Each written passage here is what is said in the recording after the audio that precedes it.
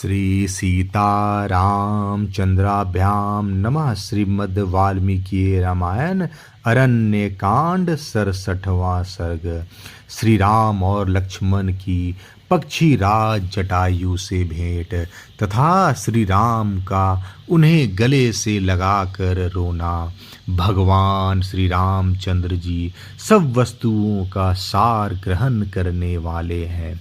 अवस्था में बड़े होने पर भी उन्होंने लक्ष्मण के कहे हुए अत्यंत सार गर्भित उत्तम वचनों को सुनकर उन्हें स्वीकार किया। तदंतर महाबाहु श्री राम ने अपने बढ़े हुए रोष को रोका और उस विचित्र धनुष को उतार कर लक्ष्मण से कहा, वत्स अब हम लोग क्या करें, कहाँ जाएं? लक्ष्मण, किस उपाय से हमें सीता का पता लगे, यहाँ इसका विचार करो। तब लक्ष्मण ने इस प्रकार संताप पीड़ित हुए श्री राम से कहा, भैया आपको इस जन स्थान में ही सीता की खोज करनी चाहिए। नाना प्रकार के वृक्ष और लताओं से युक्त यह सघन वन अनेक राक्षसों से भरा हुआ है। इसमें पर्वत के ऊपर बहुत से दुर्गम स्थान, फटे हुए पत्थर और कंदराएं हैं।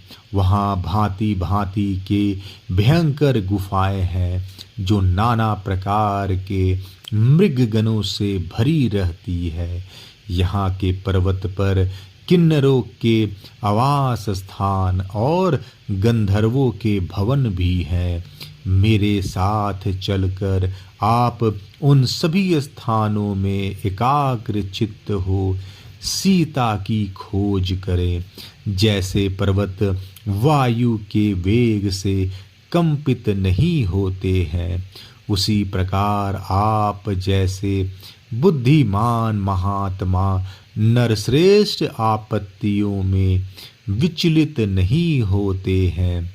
उनके ऐसा कहने पर लक्ष्मण सहित श्री रामचंद्र जी रोष पूर्वक अपने धनुष पर छूर नामक भयंकर बाण चढ़ाए।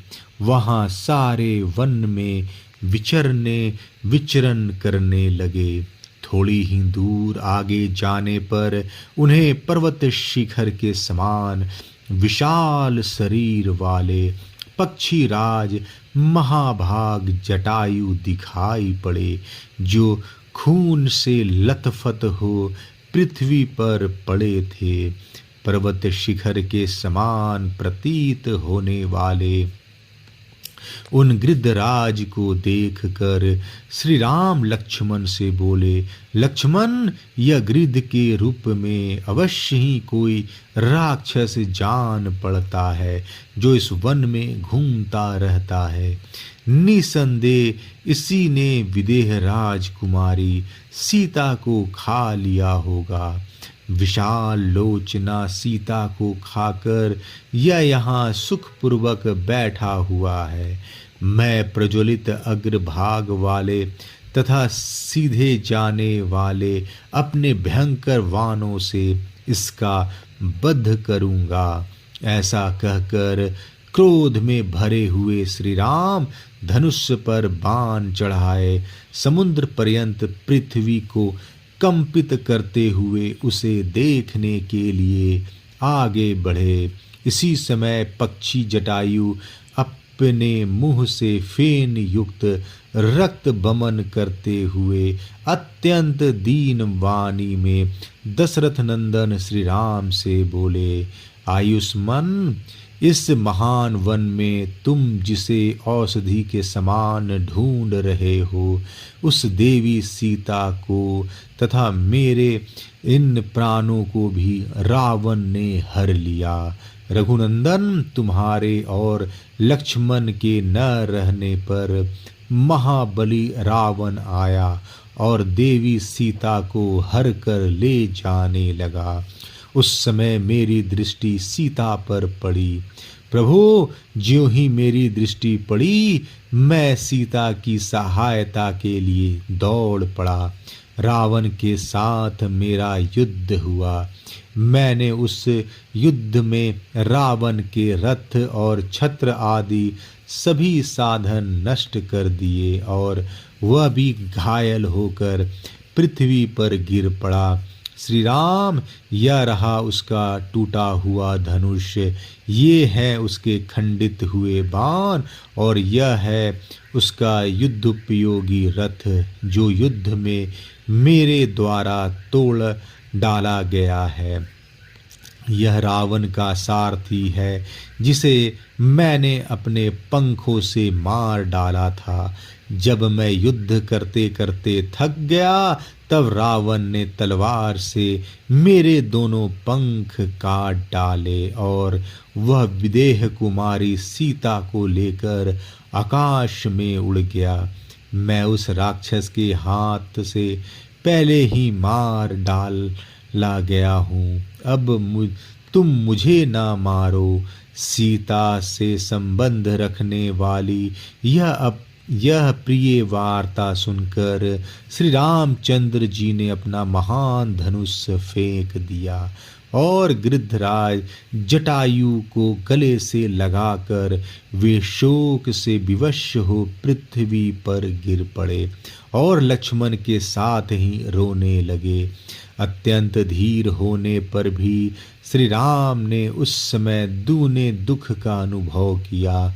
असहाय हो एकमात्र उधर्वशास की संकटपूर्ण अवस्था में पड़कर बारंबार लंबी सांस खींचते हुए जटायु की ओर देखकर श्री राम को बड़ा दुख हुआ।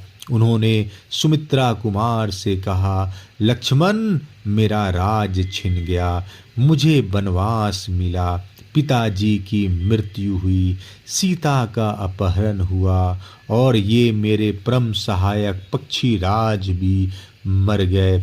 ऐसा जो मेरा यह दुर्भाग्य है, यह तो अग्नि को भी जलाकर भस्म कर सकता है। यदि आज मैं भरे हुए महासागर को तैरने लगूं, तो मेरे दुर्भाग्य की आँच से वह सरिताओं का स्वामी समुद्र भी निश्चय ही सूख जाएगा। इस चराचर जगत में मुझसे बढ़कर भाग्यहीन दूसरा कोई नहीं है। जिस अभाग्य के कारण मुझे इस विपत्ति के बड़े भारी जाल में फंसना पड़ा है। ये महाबली गिद्धराज जटायु मेरे पिताजी के मित्र थे, किंतु आज मेरे दुर्भाग्यवश मारे जाकर इस समय पृथ्वी पर पड़े हैं। इस प्रकार बहुत सी बातें कहकर लक्ष्मण सहित श्री रघुनाथ जी ने जटायु के शरीर पर हाथ फेरा और पिता के प्रति जैसा स्नेह होना चाहिए वैसा ही उनके प्रति प्रदर्शित किया। पंख कट जाने के कारण गिद्धराज जटायु लहूलुहान हो रहे थे। उसी अवस्था में उन्हें गले से लगाकर श्री रघुनाथ जी ने पूछा, तात, मेरी प्राणों के समान प्रिया मिथिलेश कुमारी सीता कहाँ चली गई? इतना ही बात मुंह से निकाल कर वे पृथ्वी पर गिर पड़े। अरण्यकांड 67वां सर्ग समाप्त। जय श्री राम।